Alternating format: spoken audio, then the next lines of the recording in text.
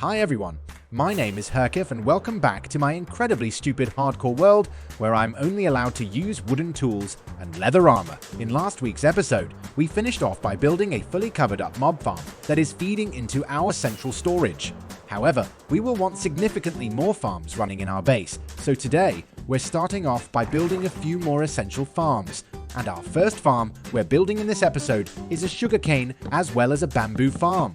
The reason being that I often partake in rather frivolous expenditures in the form of rockets. Expressed a tiny bit differently, I fly like an absolute knob, so I decided to use frog lights to construct the farms. The reasoning behind this choice is that I had, for once, severely overestimated how many frog lights I'd need to construct my base. So I had quite a few shulkers full of frog lights that I had no idea what to do with.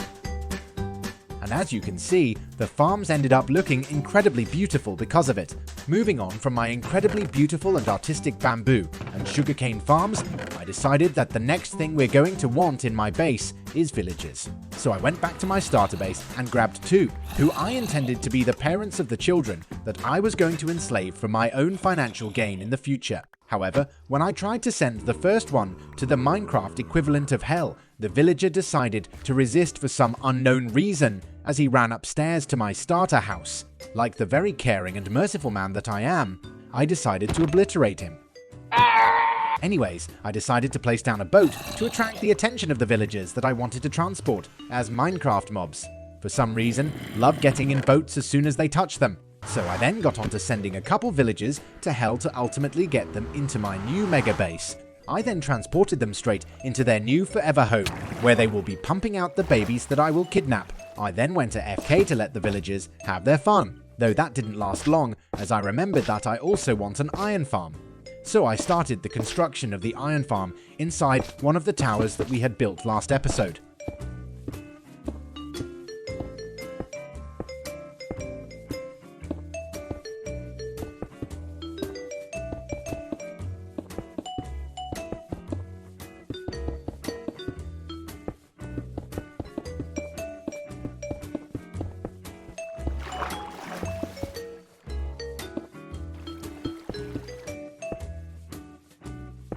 Getting the positioning of the iron farm was rather tricky, as iron golems really enjoy spawning in places where they shouldn't be spawning, so making sure that there were no spawnable places apart from the iron farm required me to use both of my halfway functioning brain cells. But eventually, we did manage to get the iron farm pretty much fully constructed, so all that remained to do was to lure four unsuspecting mental peers of mine into their new forever home, where they will ensure the permanent terror of my villagers. It's times like these that I really enjoy taking a step back and consider that this is a game made for literal children.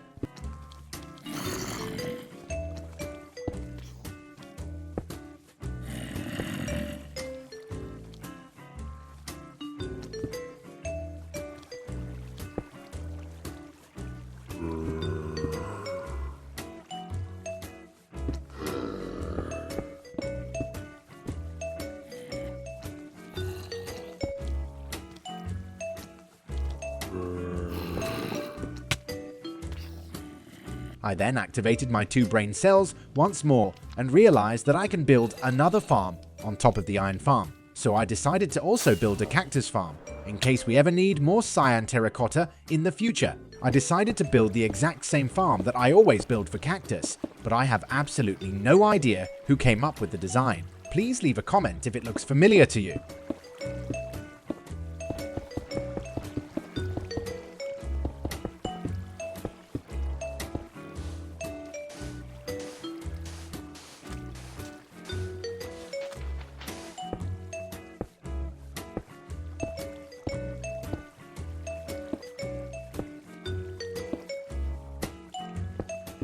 And once the farm was done, I linked them up so that they feed into our central storage system. I then had a look at our villager breeder and saw that we had quite a few specimens ready for us. So I started transporting some to my iron farm where they would live the rest of their lives in absolute terror so that I may harvest the crusty cadavers of their protectors for my financial gain. However, just like every time I build an iron farm, an iron golem spawned in a place that shouldn't be spawnable. But once we had finally finished the farms that we wanted in our base, I realized that our current storage is rather pants.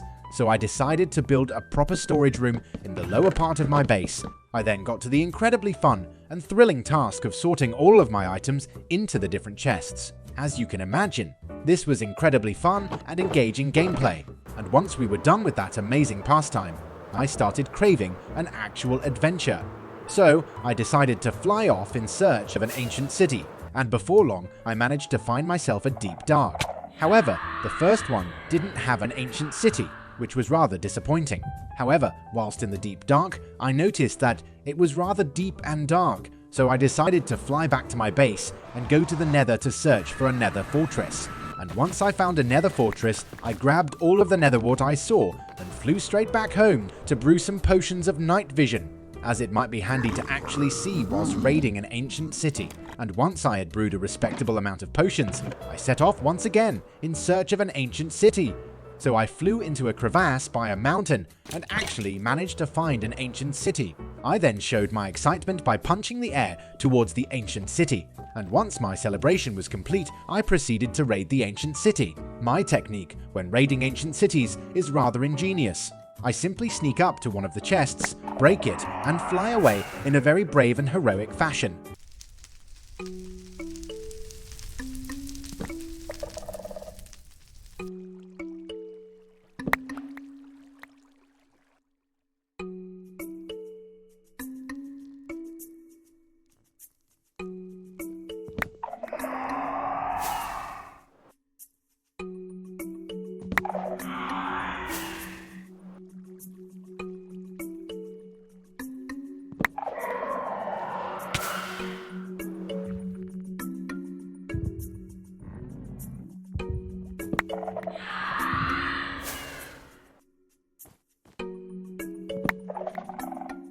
And before long, we had found ourselves a swift Sneak 3 enchantment book, but we were here for the rarest armor trim in the game, the Silence armor trim, so I continued looting the ancient city.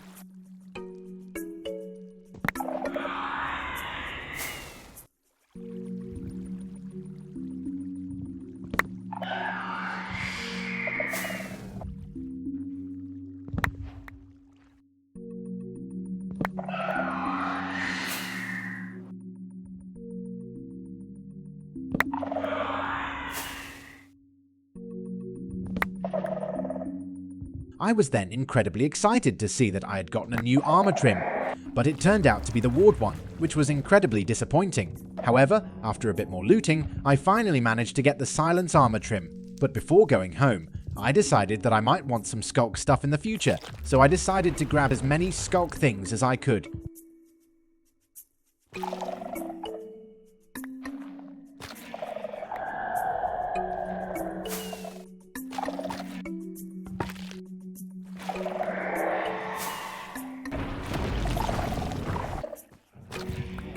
And once I had harvested a respectable amount, I flew back home and started putting away all of the stuff that used to be someone else's belongings. However, now that we were back from the ancient city, I noticed that we barely had any diamonds to duplicate our new Silence armor trim, and we were also running short of ender chests. So I decided to go for an end raid, where we stole all of the ender chests as well as diamonds we could find.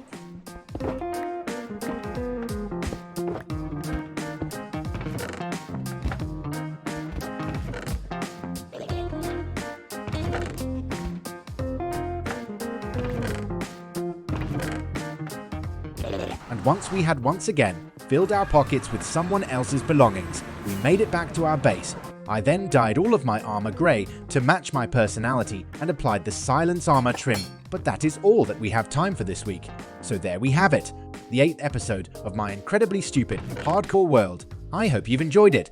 Please leave a like and subscribe if you did, and I'll see you in the next one.